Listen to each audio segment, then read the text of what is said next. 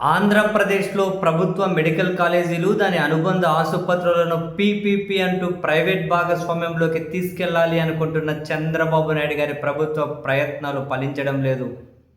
దానికోసం బిడ్డను మొదట ఆహ్వానించి, తర్వాత టైం పొడిగించి, రెండోసారి పొడిగించి, మూడోసారి పొడిగించి, అయినా కూడా పులివెందుల, మదనపల్లె, మార్కాపురం ఈ 3 మెడికల్ కాలేజీలకు ఒక్కటంటే ఒక్క బిడ్డు కూడా పడలేదు అని, ఆదోని మెడికల్ కాలేజీకి హైదరాబాద్లోని కిమ్స్ ఒకటే బిడ్డు దాఖలు చేసింది అని చెప్పి ఇప్పటి వరకు వార్తలు వస్తే, ఇప్పుడు ఇందులో స్టన్నింగ్ బ్రేకింగ్ ఏంటి అని అంటే, అసలు ఆదోని మెడికల్ కాలేజీకి సంబంధించి మేము ఎలాంటి టెండర్ ప్రాసెస్లో పాల్గొనలేదు అని, మాకు అలాంటి ఆలోచన కానీ లేదా ప్రతిపాదన కానీ లేనే లేదు అంటూ హైదరాబాద్లోని కిమ్స్ యాజమాన్యం ఒక ప్రకటన విడుదల చేయడం ఇంట్రెస్టింగ్.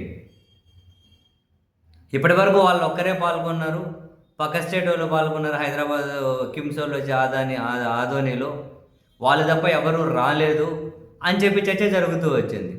చివరికి ఇప్పుడు ఆ కాలేజీ యాజమాన్యమే ప్రకటన, మాకు అటువంటి ఆలోచన లేదు, ఆ ప్రతిపాదన లేదు, సో మేము టెండర్ ప్రాసెస్లో పాల్గొన్నాము అని వస్తున్నటువంటి వార్తలన్నీ కూడా అబద్ధం, వాటిని మీరు నమ్మకండి అని చెప్పి వాళ్ళు ఒక ప్రకటన రిలీజ్ చేయడం.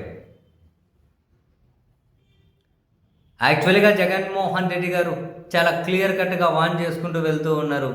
ఇది ప్రభుత్వానికి ప్రజలకు చెందాలి, పేద దిగువ మధ్యతరగతి ప్రజల ప్రయోజనాల కోణంలో తీసుకొని వచ్చాం. ఎవరైనా ప్రైవేట్ వాళ్ళు కనుక పాల్గొంటే పరిణామాలు చాలా తీవ్రంగానే ఉంటాయి. మేము అధికారంలోకి వచ్చిన తర్వాత ఏకంగా ఆయన మిమ్మల్ని, ఇది చాలా పెద్ద స్కామ్, మీరు భాగస్వాములు అయినందుకు మిమ్మల్ని జైలుకు కూడా పంపాల్సి వస్తుంది అని వార్నింగ్ ఇచ్చారు. ఆ వార్నింగ్ పనిచేసిందా? లేకపోతే ప్రజలకు సంబంధించిన దాన్ని మనం ఎందుకు లేకపోయి ఏదో దోచుకుంటున్నామని ప్రజలకు అభిప్రాయం కలిగించడం అని చెప్పి వీళ్ళే ఊరుకున్నారా? తెలియదు. బట్ ఎవరు బిడ్డేయలే.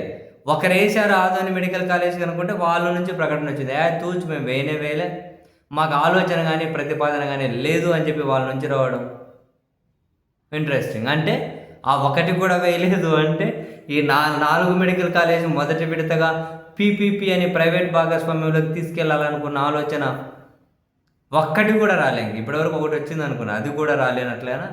వాళ్ళు ప్రకటనే ఇచ్చారుగా కిమ్స్ యాజమాన్యం, అంటే ఇంకెవరు రాలే. మరి ఇప్పుడు అంతర్జాతీయ సంస్థలను పిలవాలని ఆంధ్రప్రదేశ్ ప్రభుత్వం భావిస్తుంది అని వార్తలు వస్తూ ఉన్నాయి. మరి చూడాలి అంతర్జాతీయంగా ఎవరు వస్తారు.